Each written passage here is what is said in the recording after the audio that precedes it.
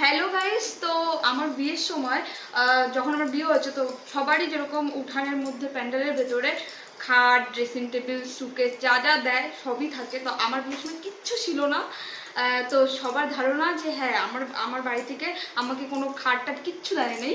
আসলে ব্যাপারটা সেটা না, আসলে ব্যাপারটা হচ্ছে আমার শ্বশুর মশাইয়ের ফার্নিচারের দোকান আছে। তো এখানে আমরা মানে টাকা দিয়ে দিয়েছি। কত দিয়েছি গো? 1,30,000 দিয়েছি।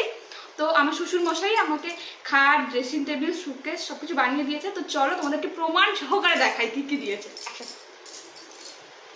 এই যে খাট, এই খাটটা দিয়েছে, ভালো করে বলে দিই, 1,30,000 টাকা দিয়েছে। খাটটা সব দিয়েছে। তোমরা যে উল্টো সিধা কথা বলতেছো আর তোমাদেরকে ভিডিওর মাধ্যমে বলছি, তার কারণ তোমরা সবাই আমার ভিডিও দেখো। হ্যাঁ, প্রত্যেকটাকে তো গিয়ে গিয়ে গিয়ে গিয়ে বলতে পারবো না, কিন্তু প্রত্যেকটা মানুষ ভিডিও দেখে।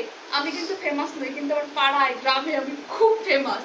তো চলো, এই যে দেখো, এই খাটটা দিয়েছে। ভালো করে দেখো, এই খাটটাকে ভালো করে দেখো, কত বড় খাট দিয়েছে আমাকে।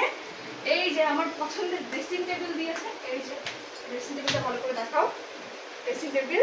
এবার তুমি এদিকে আসো, এদিক থেকে এইটাকে দেখাও। এটার নাম কি বলে? মিসকেট না মিকেস?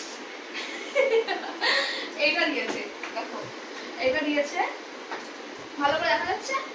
সবাইকে উত্তর দিচ্ছি, ভালো করে দেখাচ্ছি। এদিকে আসো, এই সুকেসটা দেখো, এটা দিয়েছে। আর এক্সট্রা করে যেটা দিয়েছে সেটা হচ্ছে মানে ওটা বাড়িতে ছিল, ওটা সবাই দেখেছে, ওয়াশিং মেশিন, ওটা দেখেছে সবাই, ওটা এক্সট্রা করে পরে দিয়েছে। আর এই আলনাটা আগে ছিল না, এটা আগে ছিল। তো এই জিনিসগুলো দিয়েছে। আশা করি এখন আর কেউ বলবো না যে আমার বিয়েতে কিচ্ছু দেয় নাই। হ্যাঁ, বাড়ি ওখানে দেয় নাই, কারণ আমার শ্বশুরমশাই নিজের ফার্নিচার দোকান আছে, কাঠের ব্যাপারে উনি বেশি বুঝবেন, তাই জন্য ওনাকেই বানাতে দেওয়া হয়েছে।